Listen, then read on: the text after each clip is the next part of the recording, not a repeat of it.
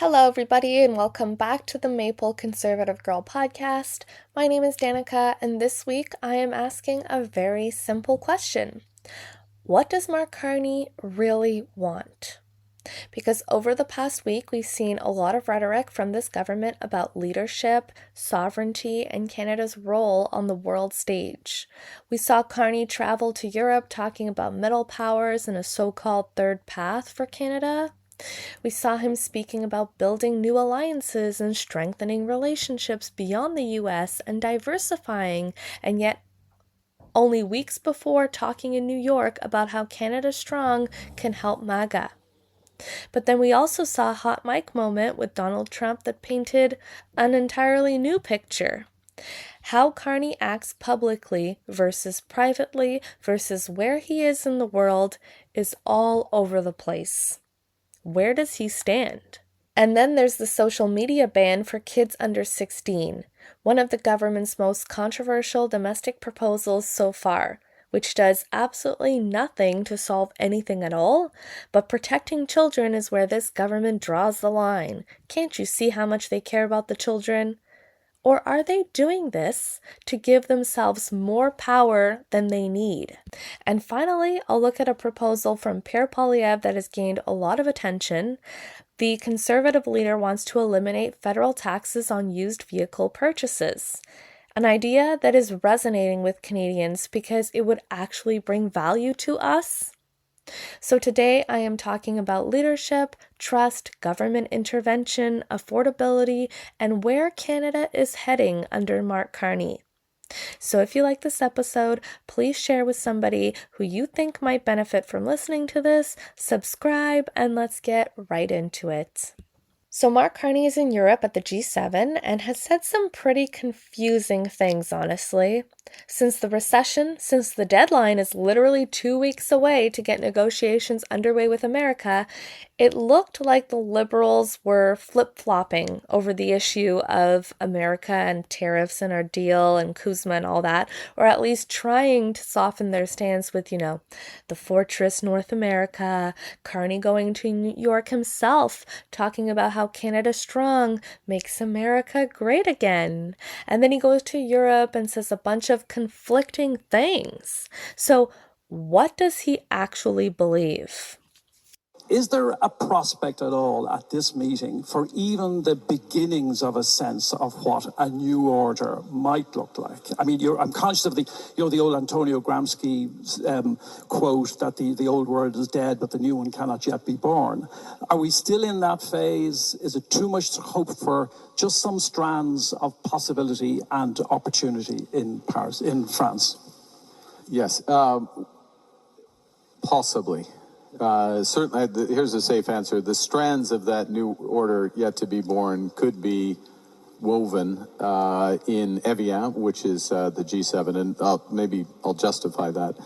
Here is a crazy idea. Why don't you focus on all the domestic problems that the Liberals have caused or have made worse in Canada over the last 11 years? Why is he talking about middle powers banding together? He should be getting a deal with America. That's what he should be doing. But Carney is a globalist. He's not somebody who cares about actual Canadians. Like, seriously. And as the Cathaoirleach said, it's great to be back home. It's great for me to be back home. He is saying it's good to be home in Ireland. Like, why doesn't he say that about Canada? Anyways, he went to Europe and talked about how once again, Canadians are the most European of non-European countries, whatever the heck that means. He talked about middle powers and how the New World Order was going to be built out of Europe, the strands of the New World Order yet to be born. Why are we talking about this? First of all, can anyone just take one look at Europe and tell me how Europe is doing right now? Why would we want to align ourselves with their net zero open border ideology? And they're across an ocean. The Liberals want the New World Order to come out of Europe because they are all aligned on the same ideology. Trump is not. And instead of working with Trump, they're saying, well, we need to form a coalition, a middle power, and a new world order of net zero alliance, like of open border ideology, and basically saying, the world is more dangerous and divided, and we need middle powers to band together. Like, it's ridiculous. The Middle Powers phrase and the New World Order coming out of Europe idea is one that I think tells us a lot about how Mark Carney sees Canada's place in the world. During his trip to Europe ahead of the G7, Carney talked about Canada working with other middle powers. He talked about it also during his Davos speech, and he also talked about pursuing what he called a third path in an increasingly uncertain global economy. Now, on the surface, that sounds reasonable enough. Like, he's saying that, Donald Trump is causing uncertainty in the global economy, and that's why we need to band together. But I think the real reason is because Trump doesn't align with his ideology of net zero and open borders, and so he needs to attach himself to other countries that have that ideology.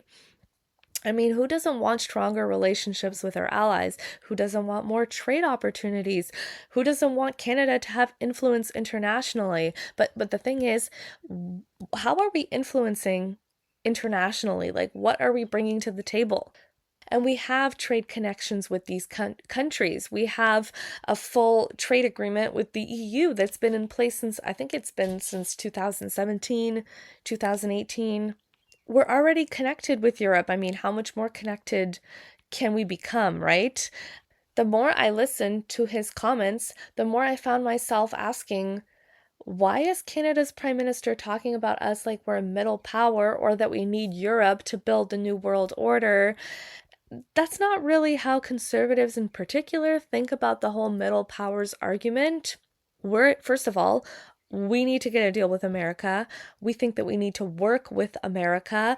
We need to fully align ourselves with America, and not because we like Donald Trump, but because they're our greatest trading partner by far.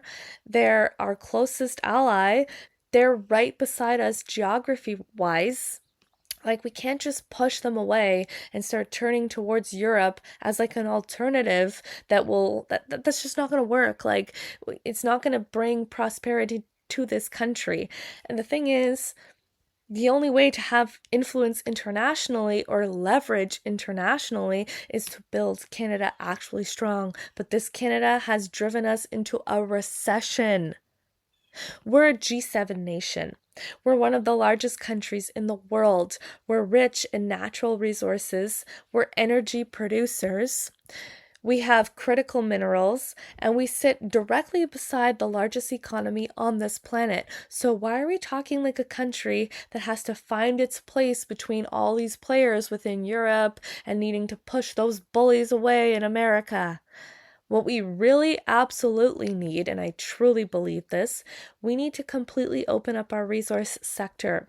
Instead of going around the world banding middle powers together and making these European countries feel like their ideology is strong enough to build a new world order out of, instead of doing that, he should be on the ground in Canada building our resource sector, cutting taxes, but he has done absolutely none of that.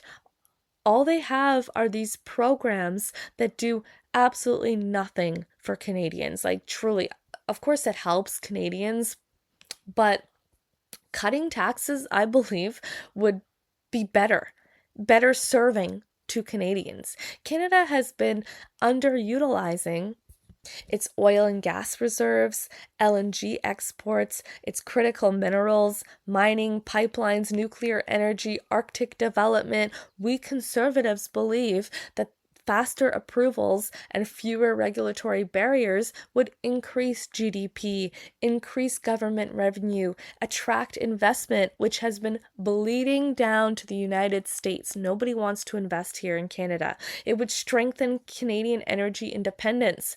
We should be building pipelines from east to west and LNG projects, and we should be exporting our energy to the rest of the world by removing the tanker ban, by removing the bad laws put in place by the Liberal government. We should be reducing dependence on the US market, not by diversifying and making deals. Like, what are we diversifying exactly? Not enough to replace America. Like, they're not going to build a pipeline. They don't want a pipeline. They don't want LNG and gas and oil and all that kind of stuff. They don't want that. But they're not going to be able to replace that by diversifying and making deals here and there around the world. Like, we need to work with America. And I think that the only way to reduce dependence on the US market is by exporting more to Europe and Asia through pipelines. And there is a reasonable economic case behind my argument. Canada possesses enormous reserves of oil, natural gas, uranium, potash, nickel, copper, cobalt, and rare earth minerals. The point is that in a world of great power rivalry, middle powers have a choice, which is to compete for favor of the great powers or to combine to create a third path with impact. The nations that invest in their own capabilities and partner with like-minded allies will multiply their strength.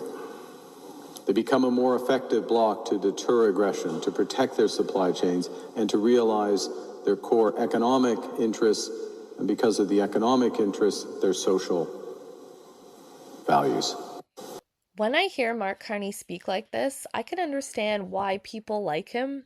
Because, instead of getting a deal with Trump and working with Trump, they're turning away and saying, hey, all these middle powers, these smaller economies can come together and be just as strong as America or stronger, or be able to rely on each other more. And we can't rely on America, so we have to rely on each other because we have the same values and the same this and the same that. And so I understand why people agree with him or why people like him. There's nothing wrong with diversification. Like, there's nothing wrong with middle powers coming together. But the thing is, reality says that we need to work with America, whether we like it or not. And it's funny that he says this because at the G7, they're literally all kissing Donald Trump's butt because they know that he has power. They know that they need to make deals with America, whether they like Trump or not. And I feel like when Mark Carney says that, the middle powers have to band together and we're going to push America away, I feel like it kind of strokes the ego of the liberal voters who think that we actually can be stronger than America and like we don't need America. But in reality, we actually do need America, and that's okay. There's nothing wrong with that. But in their eyes, that's wrong. Like, we need to be super sovereign and we don't need America and they're bullies and we're not American. But the reality is that we need them and they need us and we need to work together, whether we like it or not. It's all an ego thing. I feel like Canadians who vote Liberal don't really understand that, or they think, oh, we don't need Kuzma, or we don't need America. We can turn towards China and towards Europe and build a middle power coalition and build from the ground up and become very strong and resilient and depend on each other. We're dependable countries.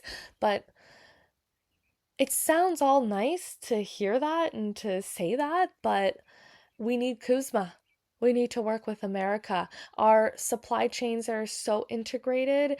What he is trying to do here is going to take years, and he can't neglect America while he's doing this. It's all great and good that he's, building a third path, but he still has to work with America for the sake of Canadians. And he's talking about a third path away from the United States being unreasonable. So, we need to turn away from the inappropriate, terrible America.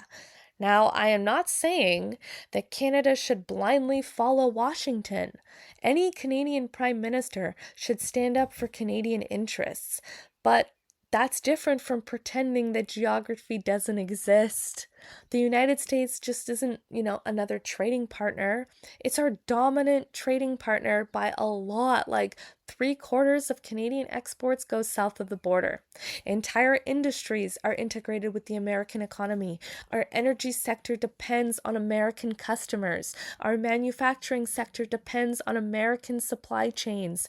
Our agriculture sector depends on American markets. These are facts. They're not just political opinions here. We cannot pretend like it's the Americans strangling our potential. They always want us to believe that it's because of Trump. Everything is because of Trump. Our industries are bleeding down to America because of Trump's tariffs. We're in a recession because of Trump. Our cost of living is because of Trump. We're not in a recession because of Trump. Trump's tariffs just expose the underlying hole that we are in. He just brought it to the surface. The Liberal Party is filled with a bunch of narcissists who can't take responsibility for their role to play in digging this country's grave. Trump's tariffs just exposed their failures faster.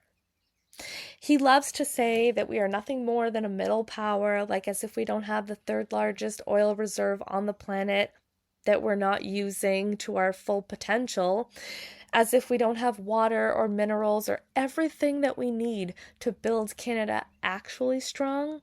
If Pierre Poilievre was Prime Minister right now, do you think that we'd be in a recession today? Honestly, do you think that he would be acting like a globalist, going around the world signing meaningless MOUs that do not bring any value to Canadians really in the long term? Do you think that he'd be throwing away our money to programs that do not work very well or projects that will bring nothing but debt to Canadians? No. He would cancel the Alto project. He would cut taxes. I think that he should cut taxes across the board. He'd cut the carbon taxes. He'd cut the Pew Pew buyback program, which is doing absolutely nothing because he knows that this program doesn't tackle the main core problem. They never want to solve the actual core problem. He would cut funding elsewhere to other countries and focus on domestic issues, which is what the government should be focusing on, in my opinion. They should be working for Canadians. The Liberals made the voters in the last election basically forget that Canada was driven into the ground by the Liberal ideology that was in power for 10 years, rather than focusing on the actual problems that Canada faces, which are still problems today. And lo and behold, we are now in a recession because those problems have not been solved. And then people say, oh, well, it takes time. Please, it's been a year.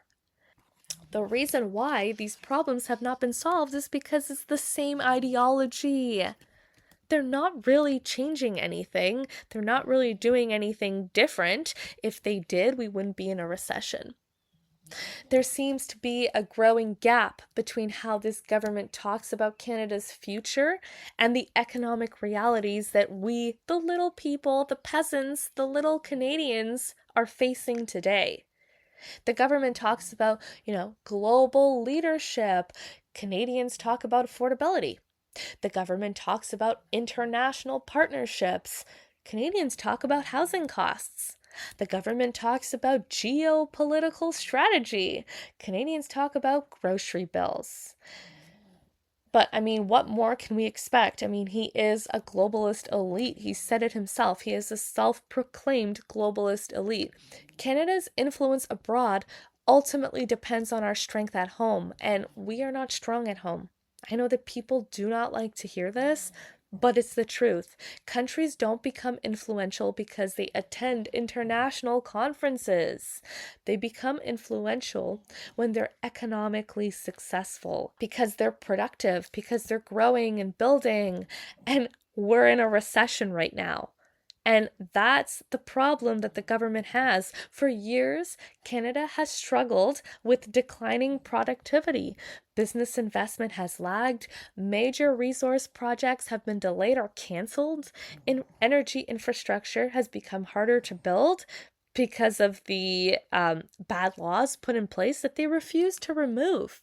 Economic growth increasingly relies on population growth rather than productivity growth, and all of the young people coming out of university who are very intelligent are moving to the States. So because they don't want to work here, because everything goes to the government, right? You can't build here in Canada. You cannot build a good life, a good bank account, a good portfolio here in Canada. These are all very serious issues, and yet instead of hearing an ambitious vision to make Canada an economic powerhouse again, we're hearing discussions about coalitions of middle powers and third paths. And maybe that's a brilliant long-term strategy. Maybe Carney is, in the words of Andrew Coyne, suffering from the smartest man in the room syndrome. He just has this big, huge globalist vision that we little people are too dumb to see. We can't see it yet, but just you wait, everybody. The utopia is on its way. So ridiculous. Right now, I think many Canadians are wondering why we're talking about managing decline rather than pursuing growth, because that's what concerns me about the phrase of the middle power. We have lowered our expectation. We have an extraordinary advantage that too often goes unused. Energy, resources, geography. Mark Carney cannot run away from geography. The single thing that he should be focused on with regard to getting our Canada strong again is getting out of this recession. Building our resource sector would get us or help us get us out of this recession and getting Canada back on track with America with regard to CUSMA. He should not have spent the last year downplaying the CUSMA agreement, because now the negotiation deadline is like in less than 2 weeks, and instead of allowing Doug Ford to put out those ads attacking the president of our largest trading partner, he should have been down there. He should be the one to be working directly with Trump. He should be the one getting us a deal. He said that he was able to deal with crises. He said he's good in a crisis. He said that he wouldn't be there if we were not in a crisis. And yet Canada is in a bigger crisis today than it was a year ago. Because they just refuse to get a deal. They refuse to actually build Canada strong. The question is whether this government is focused on unlocking those advantages or redefining them, right? He wants to completely change this economy. But he can't do that without hurting actual Canadians, like a lot. And I suspect that's going to become one of the defining debates of Mark Carney's leadership, because while there are so many things going on, I think that Mark Carney is focused on the wrong things. Okay, so now let's talk about the hot mic moment. So every G7 leader, including Carney, was kissing Trump's butt the entire G7 summit. Isn't it funny how Mark Carney spent much of the last several weeks talking about Canada's independence and Canada's sovereignty and Canada's ability to stand on its own? Come on. We cannot stand on its own. Like, we're not able to. We're not. We depend on America. Talking about Canada's independence like we don't depend on America, you know? We've been hearing about middle powers, a third path, building new alliances, diversification, reducing dependence on the United States. He's been mocking the way Donald Trump speaks, talking about a dangerous and divided world. Always has to use that slogan in pretty much every speech that he makes. He talks about a dangerous and divided world, but then he tries to say that conservatives are dividing the country. They use the fear of Trump as a way to win the election. But when he's in the same room with Trump, he is kissing his butt. There's no point in even sharing the clip because, you can't really hear much, but you hear a little bit. But on this podcast, you can't see the clip, right? But basically, he's literally crouching down, groveling to Trump about how, oh, it's just 3%. Like, he's talking about the EVs coming in from China. Oh, I thought you'd like it. Like, maybe that's just diplomacy. Maybe that's just how leaders talk behind closed doors. But if you're a Canadian watching this unfold, it's fair to ask what exactly happened to all that talk about standing up for Canada. Who cares about the percentage, We shouldn't be bringing in any EVs from China to begin with.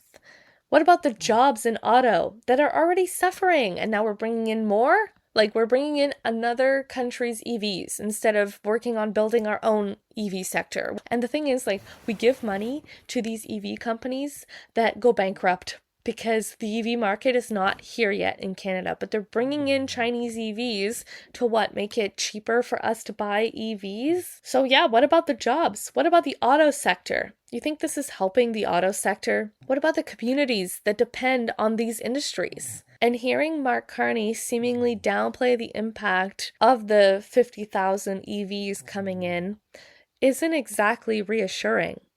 The instinct appeared to be reassuring Trump rather than defending Canada's position. Now, maybe there's a strategic reason for that. Maybe Carney believes that flattering Trump is the best way to get a deal.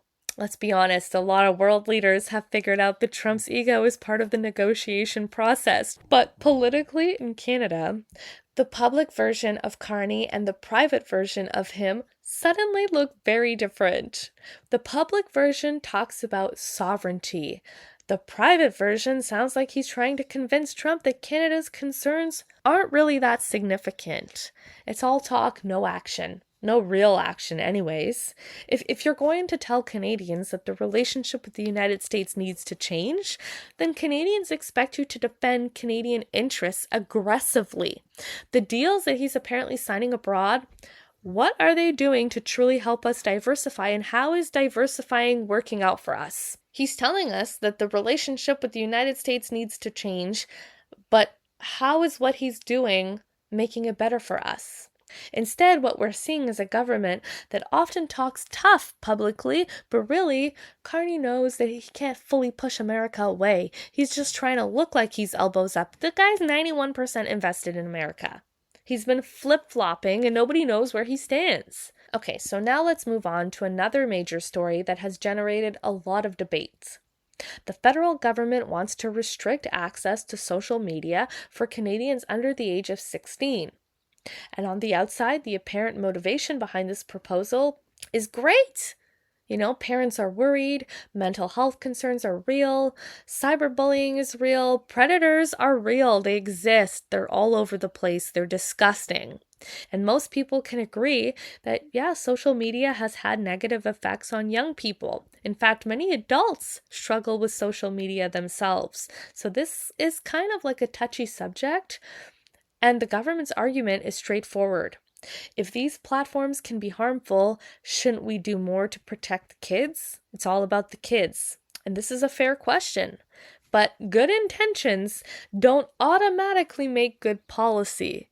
And they always hide behind the children, child safety. And if you don't agree with these draconian bills, whatever the bills are, that give us massive powers that we shouldn't have, if you don't agree with them, then you H-word children. You don't want to protect them. And that's where we start to have concerns, because once you move past all the headlines, you immediately run into practical problems, right? Or convenient problems for the government, and it shows exactly what their true intention is. How exactly are platforms supposed to verify someone's age? Think about that. Seriously, if you're going to ban social media for everyone under 16, somebody has to determine who's 16 and who isn't. What does that mean? Well, you all know what that means. That means age verification. That means collecting information. That means more personal data. And whenever government starts talking about large-scale verification systems, you should start to pay attention. For 16-year-olds to show their age was given as a use for the digital ID that the government has been trying to get in. Yeah. Because, of course, a 16-year-old doesn't have any ID. They don't drive. They might not have a passport. Yeah. But also, we should be really telling kids not to send images of their passport over the internet, and also not send images of themselves. I would have thought number one rule, first thing, for God's sake, don't send any images. No, you just do that anytime you want. You would think so. But in terms of this question about, the nothing to hide, nothing to fear kind of question, I just want to kind of make really clear to people what we're talking about is being one of the first democracies in the world to require IDs in order to access the internet openly.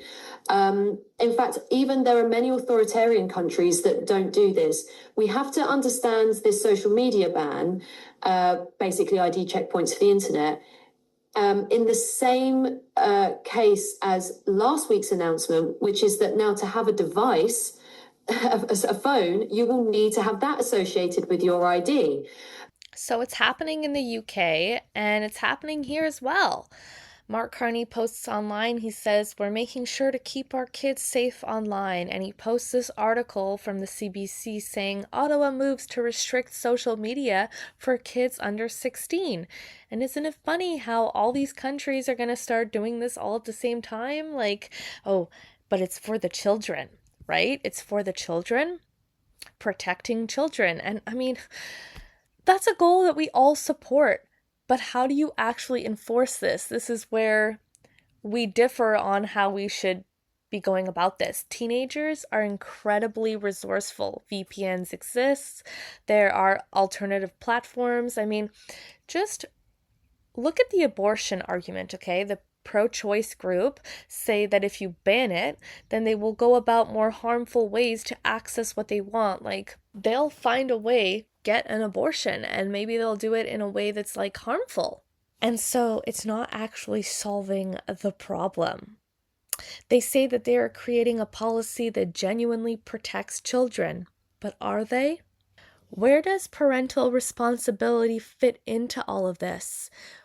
We as parents should be allowed to choose what we want for our kids, what websites they visit, what games that they play, if they're on social media or not.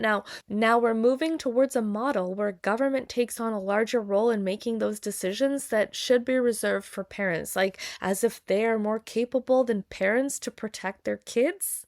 And I understand that it could be hard for parents. Like, my kid is 6 and she asks for a phone. And I'm like, what? And then she's like, well, Bella has one. Okay, good for Bella. Like, you're not getting one. And yeah, she'll have like a little whiny meltdown for a second. But I mean, that's my decision. And I know people who give their kids phones when they're 6, 7, 8 years old. And do I agree with it? No.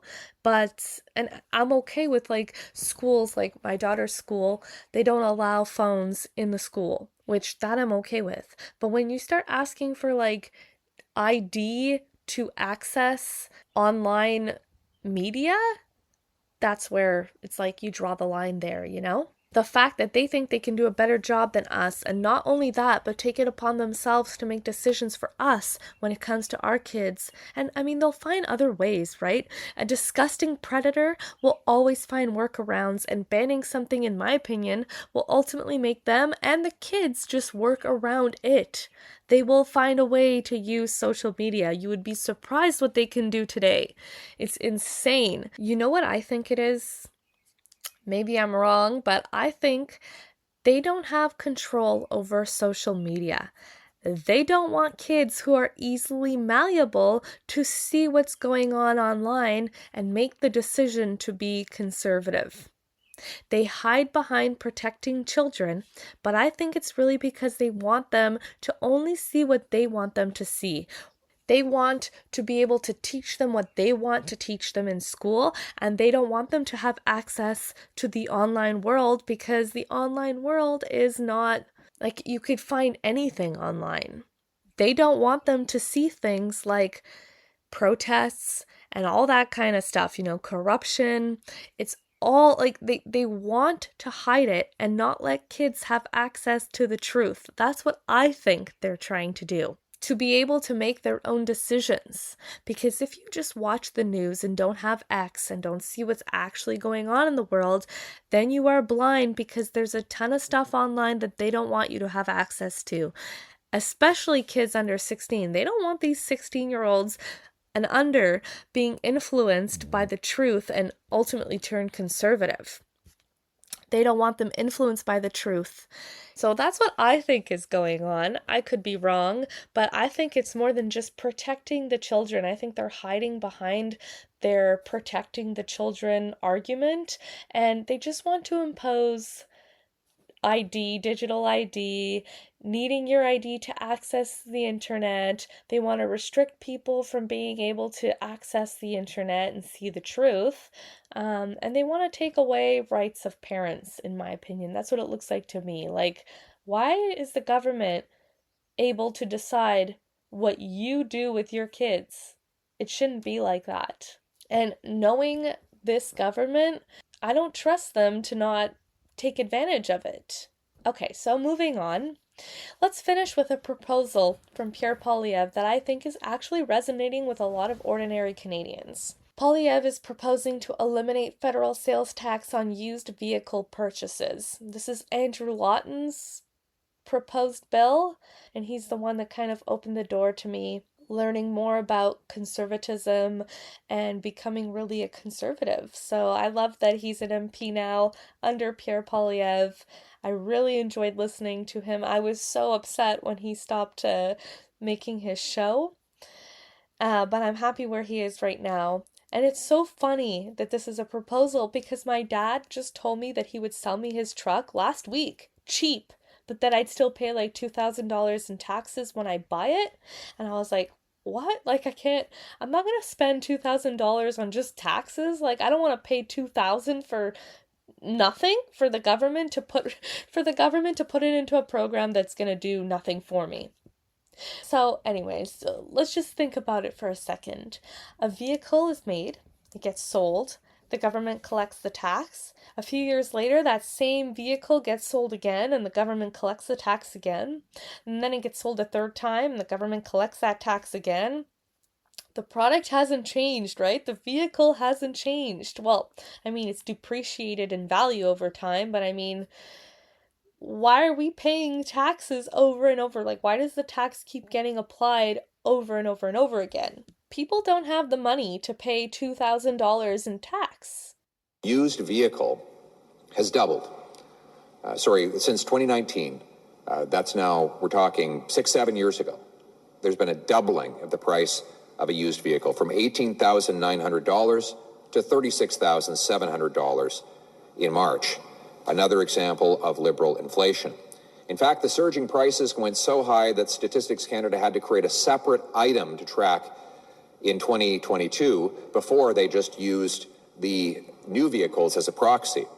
Almost every Canadian needs a truck or a car.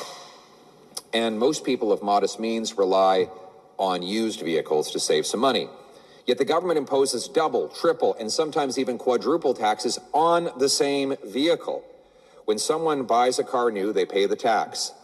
When it's resold as used, the new buyer pays the tax again. If it gets sold a third time, that tax is paid. It could be 5 times in a row of federal sales taxes on the same vehicle. The endlessly repeating tax on used cars is a tax on the working poor, on low-income seniors, and on small businesses. That is government greed, and greedy government makes for poorer people.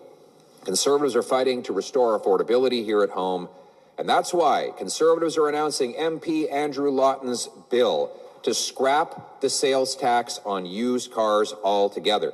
The principle is that the GST should only apply once at the final sale and never again. Scrapping the tax on used cars will save you $1,835 on the average used vehicle. Or take this beautiful truck behind me. You would save $3,800 on this used vehicle if you purchased it with the Conservative tax cut.